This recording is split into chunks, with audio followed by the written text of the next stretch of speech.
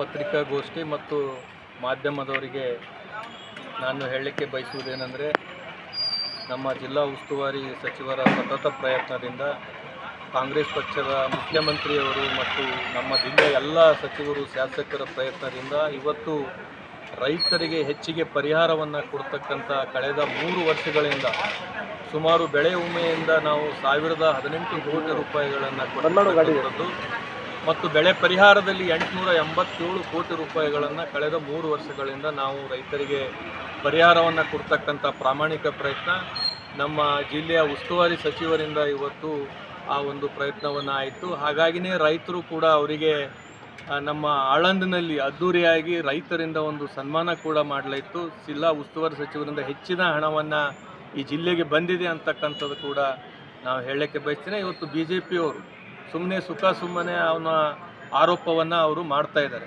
ಬಹುಶಃ ಅವರು ಆರೋಪವನ್ನು ಮಾಡ್ತಕ್ಕಂಥದ್ದು ಸತ್ಯಕ್ಕೆ ದೂರವಾದ ಮಾತನ್ನು ನಾನು ಹೇಳಲಿಕ್ಕೆ ಬಯಸ್ತೇನೆ.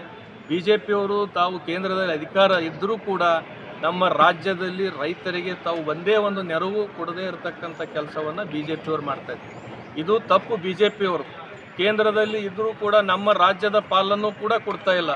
ಈಗ ನೋಡ್ರಿ, ನಾವು ಬೆಳೆ ವಿಮೆಯಲ್ಲಿ 133 ಕೋಟಿ ರೂಪಾಯಿ ಅವ್ರು ಕೊಟ್ಟರೆ ನಾವು 900 ಕೋಟಿ ರೂಪಾಯಿ ನಾವು ರಾಜ್ಯ ಸರ್ಕಾರದವ್ರು ಕೊಟ್ಟಿದ್ದೀವಿ.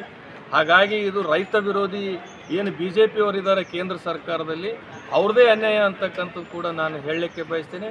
ಹಾಗಾಗಿ ರೈತರಿಗೆ ಹೆಚ್ಚಿನ ಸಹಾಯ ಸಹಕಾರ ಸಿಕ್ಕಿದ್ದು ಕಾಂಗ್ರೆಸ್ ಪಕ್ಷದ ಅವಧಿಯಲ್ಲಿ ಜಿಲ್ಲಾ ಉಸ್ತುವಾರಿ ಸಚಿವರ ಸತತ ಪ್ರಯತ್ನದಿಂದ ಅಂತಕ್ಕಂಥದ್ದನ್ನು ಈ ಸಂದರ್ಭದಲ್ಲಿ ಹೇಳಲಿಕ್ಕೆ ಬಯಸ್ತೇನೆ.